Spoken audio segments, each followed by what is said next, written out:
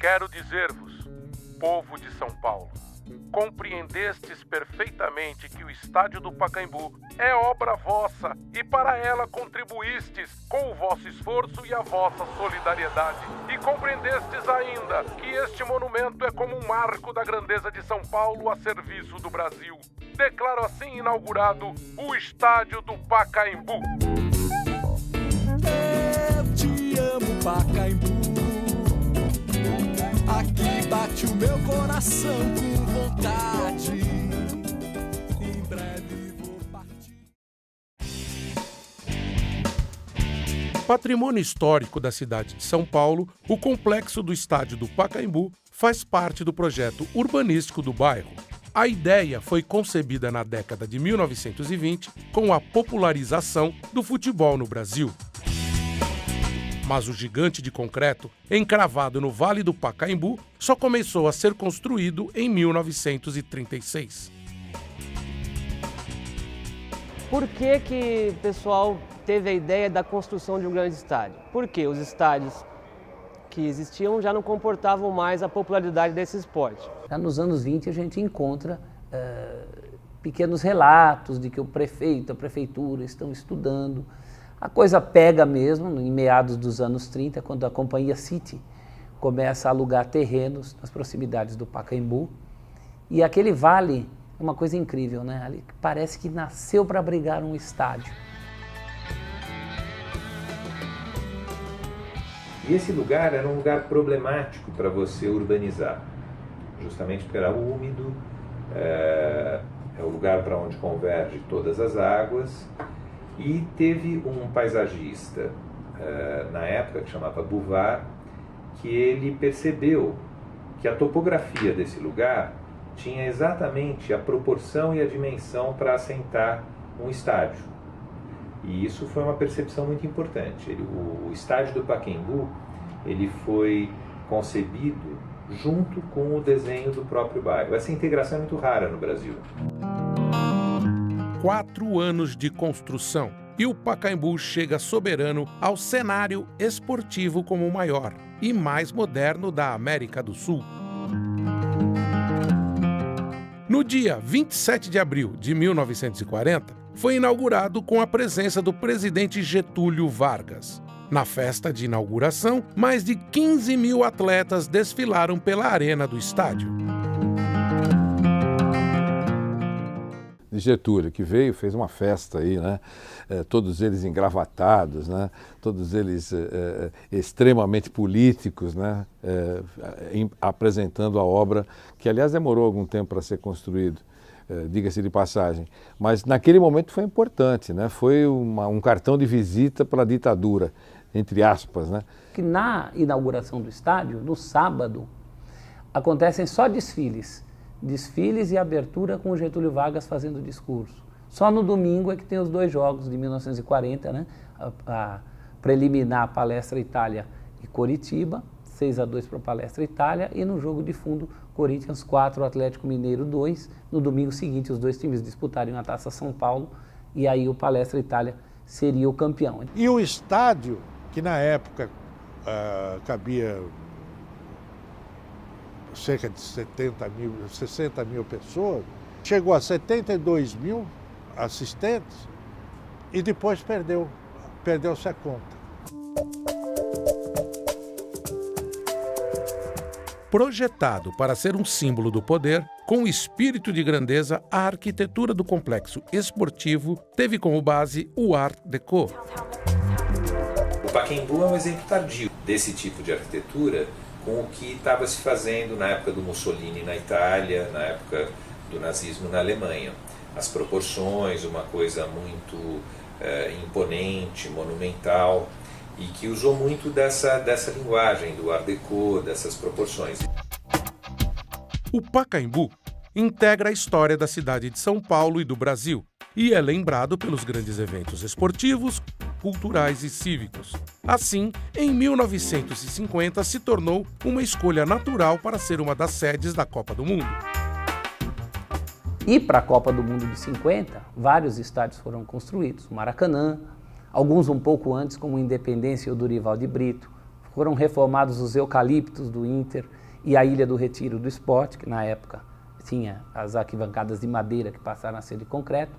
O Pacaembu não, o Pacaembu já está estabilizado há 10 anos como o maior estádio da América Latina. Então não se mexeu tanto no Pacaembu para aquela Copa do Mundo. Disputada por 13 seleções, os apaixonados pelo futebol acompanharam 6 jogos da Copa de 1950 no Pacaembu. O jogo com maior público foi a derrota da Itália para a Suécia por 3-2. O Brasil entrou em campo apenas uma vez no Pacaembu. A disputa contra a Suíça revelou as diferenças regionais e o técnico brasileiro chegou a ser vaiado. A Copa de 50 é um evento significativo, porque representou que a seleção nunca é benquista aqui em São Paulo. Ela foi vaiada contra a Suíça no empate 2-2. Por quê? Por causa do bairrismo entre São Paulo e Rio de Janeiro, aquela coisa bairrista.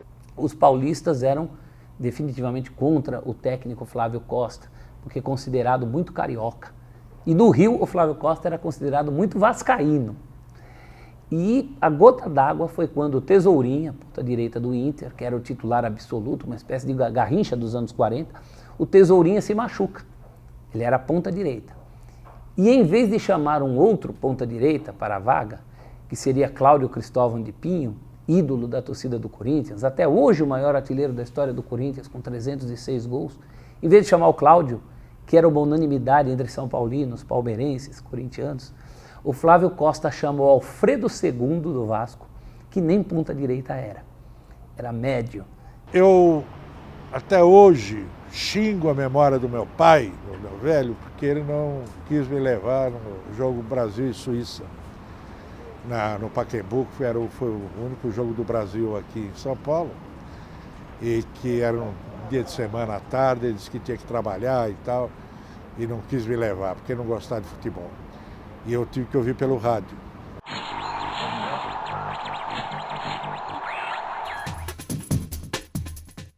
Em 1954, a população acompanhou os jogos do 4º centenário da cidade de São Paulo. A final do Campeonato Paulista, disputada no dia 6 de fevereiro de 1955, valendo o título de 54, imortalizou o Corinthians como campeão paulista e do centenário. Naquela época, Gilmar, Homero e Olavo, Hidário, Ganhone, Roberto, Luizinho, Sartre, Baltazar, aí Rafael e Simão.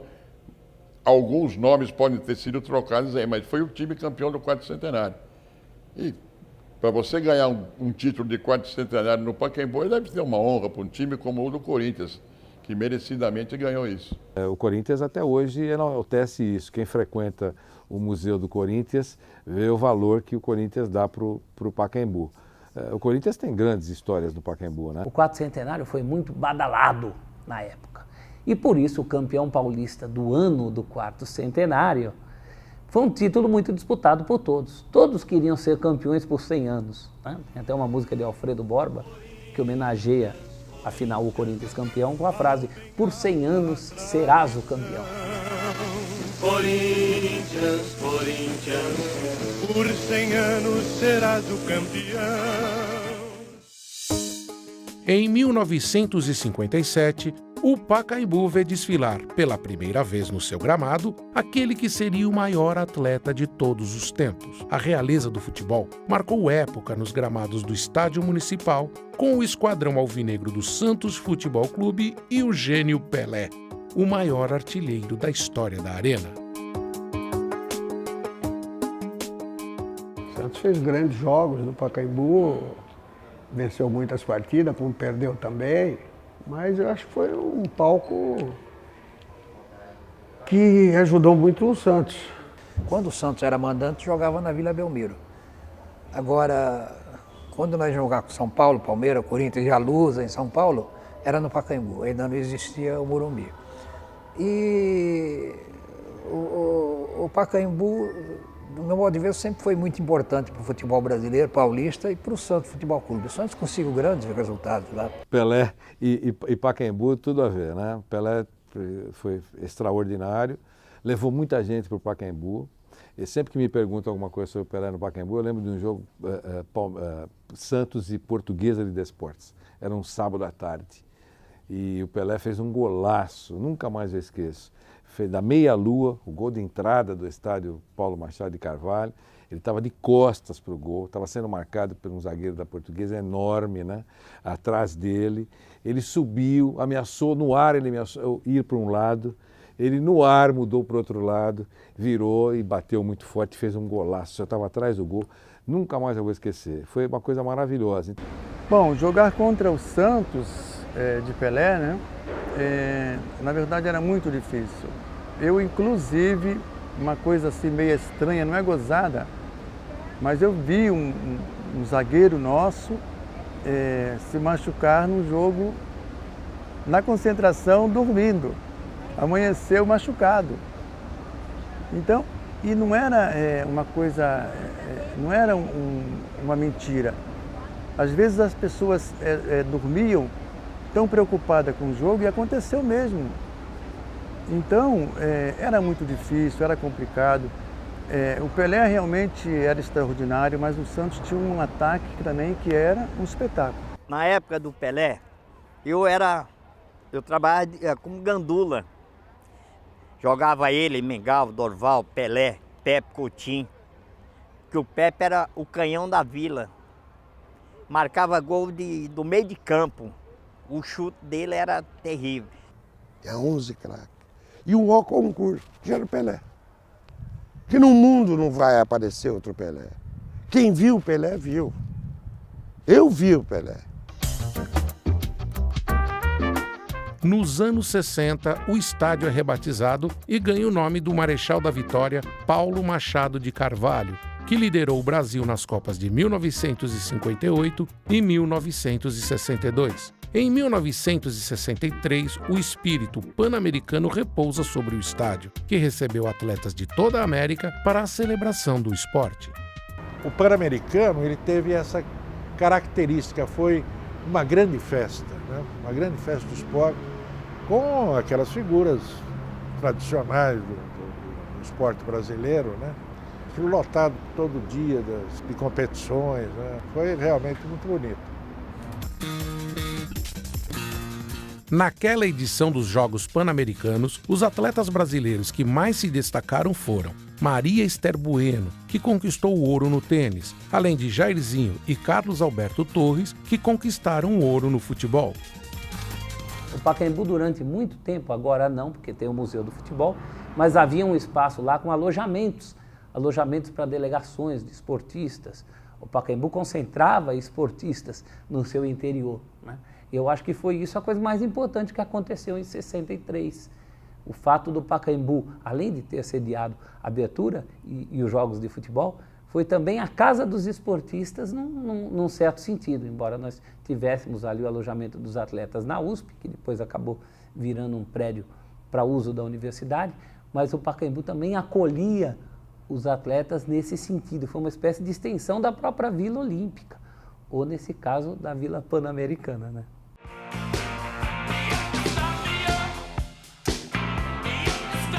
A história do Pacaembu, feita de heróis do esporte, também abrigou grandes eventos culturais. O Pacaembu não é só futebol, né? Dentro, fora do campo. E teve grandes jornadas culturais e musicais lá. Eu tive a oportunidade de participar e conviver com uma dessas, curtindo, que foi o Hollywood Rock. Apesar de eu gostar muito de futebol, eu vim um pouco ver jogo. Então, me remonta o Monsters of Rock, que aconteceu em 93, 94, 95, que eu vim assistir. Então, para cada pessoa que você perguntar, fora o futebol, o que você vai lembrar? Ah, vai lembrar do show do Paul McCartney, vai lembrar do show do AC/DC. Tina Turner nos shows, Tina Turner, Pavarotti, Elton John. Então, nós vimos tudo que foi de melhor no mundo, sem sair daqui.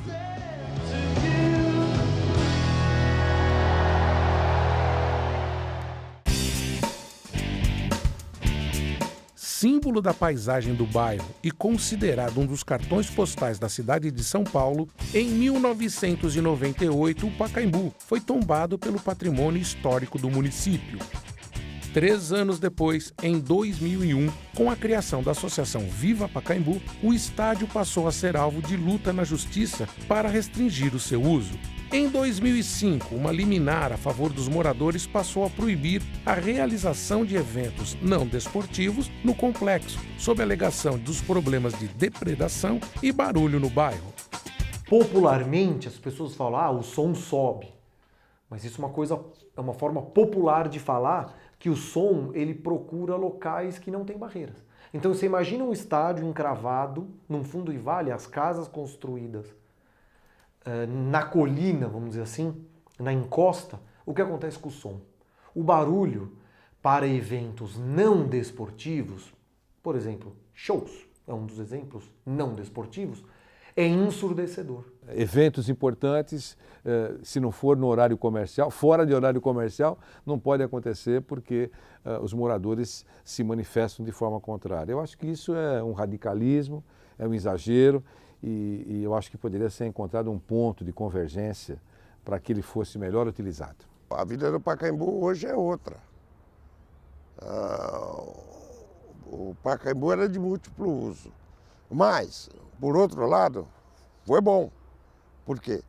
Porque preservou o gramado, o atleta, hoje ele respeita o gramado do Pacaembu, o estádio do Pacaembu, não tem um desgaste tão grande, porque o show judia muito do gramado, judia muito do estádio. Desde que foi inaugurado em 1940, o Pacaembu passou por várias reformas, mas a estrutura e fachada imponentes foram mantidas. Com o fim dos grandes eventos culturais, em 2008, o Pacaembu viu ser inaugurado em suas dependências o Museu do Futebol, o primeiro dedicado à memória desse esporte em todo o Brasil. Bom, eu vou lhe contar um segredo. A ideia do Museu do Futebol foi minha. Uma ocasião, no Diário de São Paulo, eu costumava fazer 2 páginas centrais no domingo.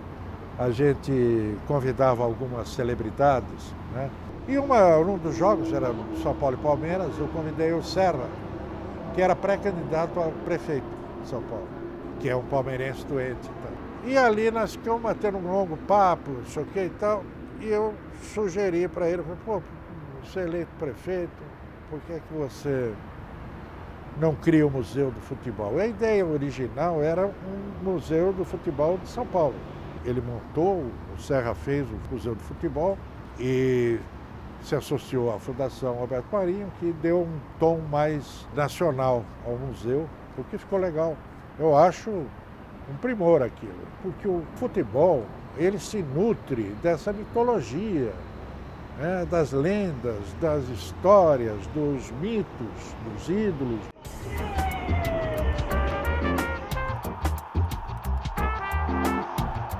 Imagens, textos, recortes de jornais, taças, roupas, materiais esportivos compõem o acervo de objetos que ajudam a preservar a história do esporte, fruto da paixão dos brasileiros pelo futebol. Construído embaixo das arquibancadas, com verbas do governo estadual, municipal e da iniciativa privada, o local tornou-se ponto turístico e recebe a cada ano mais de 300 mil visitantes. O museu ele tem uma linha muito interessante, você tem um percurso, né? A arquitetura foi muito importante nesse sentido de criar num edifício que tinha muitas limitações, né? O espaço que fica entre a arquibancada e o chão ali, ele é muito limitado, mas o museu inverteu o sentido de fluxo, que era da praça para a arquibancada, girou 90 graus essa maneira de você circular pelo edifício. Então você tem um fluxo contínuo e você vai passando. E o que eu acho que é mais interessante na experiência do museu é você juntar cultura popular, cultura erudita, colocar o futebol no mesmo plano das outras artes. Hoje, com o museu, né, eu acho que o museu ele deu uma revigorada, revitalizada nessa questão do Pacaembu, porque o museu ele recebe muita gente de fora. Então, de alguma forma, se você tem um museu, né, que conta a história do futebol brasileiro dentro do Pacaembu, você não pode ter um estádio caindo aos pedaços. Melhorou no aspecto da convivência das pessoas para conhecerem ainda mais o Pacaembu, através do turismo, né? Das atividades de lazer e recreação, que muitas escolas acabam indo visitar o museu e automaticamente acabam conhecendo o estádio. Melhorou muito. Quem ganha é a cidade, quem ganha é a população, as pessoas que não têm a oportunidade de conhecer um complexo tão bonito e um museu tão completo como é o Museu do Futebol. O estádio municipal ficou algum tempo afastado de grandes decisões do futebol. Mas em 2011, essa história mudou com a final da Libertadores entre Santos e Peñarol do Uruguai. Com o Pacaembu lotado, o Brasil comemorou com o alvinegro praiano o título de campeão da América. Campeão absoluto deste ano. Eu tive uma grande alegria, né? Santos Peñarol em 2011, eu fui ao Pacaembu, fiz terceiro tempo pela rádio lá. E realmente grandes santistas ali, alguns escondidos, né? Santista enrustido que não gosta que fala, mas ali na hora todo mundo se emocionou. Fábio Rocco Sormani, um grande santista que não gosta que fala.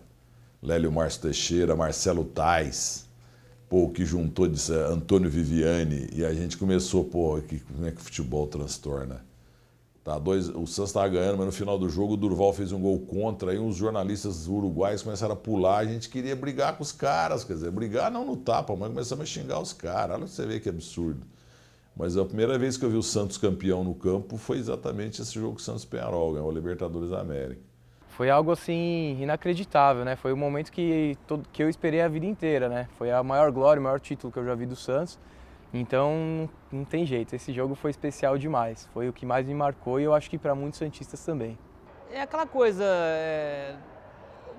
um estádio que viveu muitas emoções no passado e ficou um tempo sem recebê-las, e depois conhece essas coisas, eles se sentem em casa.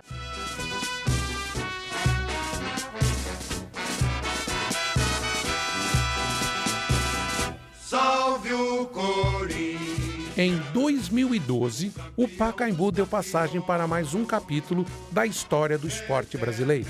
No jogo contra o Boca Juniors da Argentina, a nação alvinegra corintiana conquistou o título de campeão da América.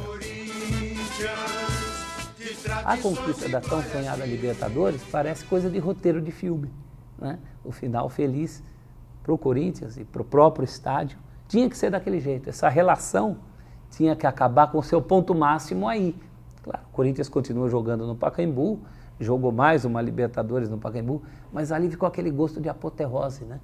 De obra completa, porque é justamente essa simbiose da torcida com o estádio. Quando o Corinthians começou a decidir jogos e campeonato aqui, já existia, né, essa identidade do torcedor aqui no Pacaembu, né? Então essa identidade vem de muitos anos. Cada um tem uma história diferente a ser contada, né?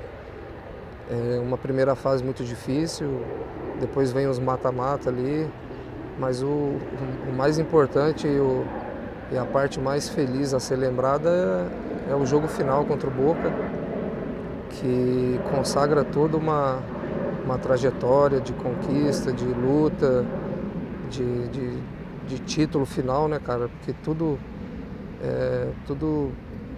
é meio que um retrospecto, né, aquele jogo, né? A gente olha para trás e vê o quanto foi difícil passar e classificar em primeiro e depois passar por grandes clubes como Santos, Vasco, outros todos aí que nos levaram à final contra o Boca. Então foram momentos assim especiais, né, que a gente vai com certeza valorizar mais ainda no futuro próximo, depois de deixar de atuar no Pacaembu. Eu acho que vai cravar e marcar mais ainda, né, o quanto foi importante ter passado por lá. Foi um estádio que nos acolheu muito, né, cara? Nos deu a possibilidade e a chance de levantar um título e comemorar junto com o torcedor o título talvez mais importante de toda a sua história.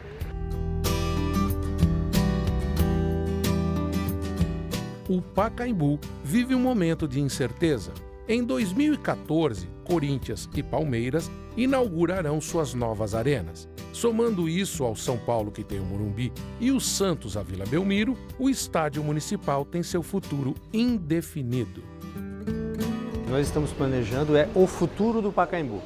A nossa preocupação não foi definir um modelo, trazer algum modelo pré-estabelecido, mas sim estudar quais eram as opções que estavam no mercado, falando inclusive com algumas empresas, alguém que tem experiência já nesse tipo de gestão, e desenvolvemos um modelo, apresentamos ao prefeito justamente com essa preocupação, de hoje para o futuro, o que nós queremos para o Pacaembu. Na verdade, o Pacaembu ele é um próprio tombado, então ele não pode ter a sua configuração alterada. Quem assumir o Pacaembu, seja a gestão, seja a administração, tem que considerar isso, inclusive no seu plano de negócio, e considerando essa questão de não poder fazer nenhuma alteração, basear o seu plano, inclusive, de modernização do Pacaembu com essa realidade. São Paulo tem uma chancela, um carimbo, São Paulo, capital brasileira do esportes. Eu acho que, aonde está o Pacaembu, eu torço para o Pacaembu ter um caminho para virar um complexo poliesportivo. E um caminho poliesportivo com uma revitalização. Você viu já o que aconteceu na Alemanha, você viu o que aconteceu na Inglaterra. Você pode, aqui nós temos o tombamento, eu tenho certeza que os órgãos, com o Presp, com o DEFA, estará muito disposto a conversar, preservar realmente o próprio municipal que é tombado, a sua casa, mas isso não vai inviabilizar de ter uma revitalização e adaptar isso aqui realmente a poder atender no complexo poliesportivo, sem matar a história do estádio. Como eu sou paulistano, realmente eu vejo o Pacaembu na história da cidade de São Paulo.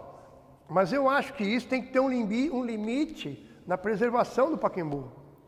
Com essas arenas novas, né, o Estádio Novo do Corinthians, a Arena do Palmeiras, o projeto de reforma do São Paulo e um possível estádio do Santos em Diadema, ou a reforma da Vila Belmiro, o que a gente vai ter? Nós vamos ter um elefante branco na cidade. O Corinthians vai embora, Palmeiras tem o campo dele, São Paulo tem o seu estádio, o Santos eventualmente pode fazer um jogo lá no Pacaembu, dizem que pode até abraçar o estádio, mas não para jogar todos os jogos lá.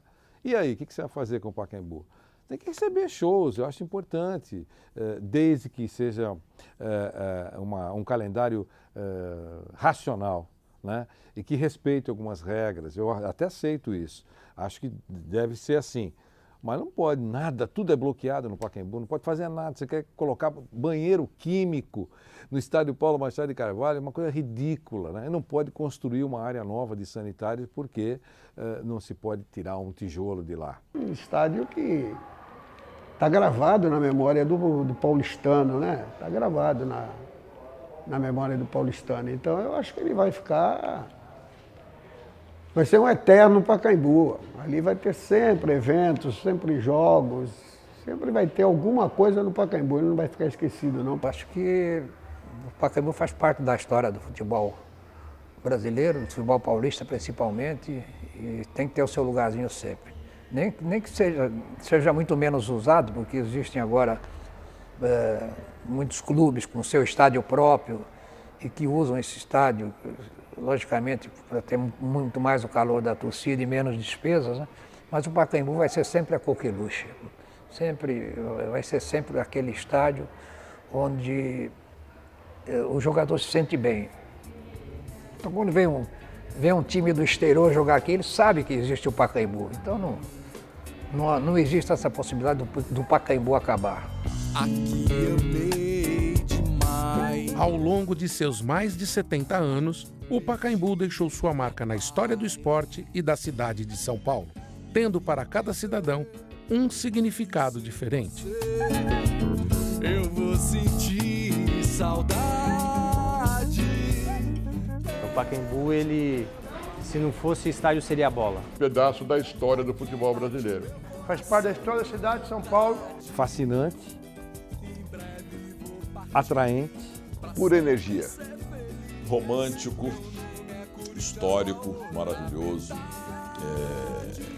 ungido pela vontade de Deus. O Pacaembu é minha casa.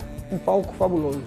Era gostoso jogar no Pacaembu. Faria questão de agradecer por ter tido a possibilidade de um dia pisar no Pacaembu. Para mim, o Pacaembu é o palco das emoções. Te agradecer de verdade.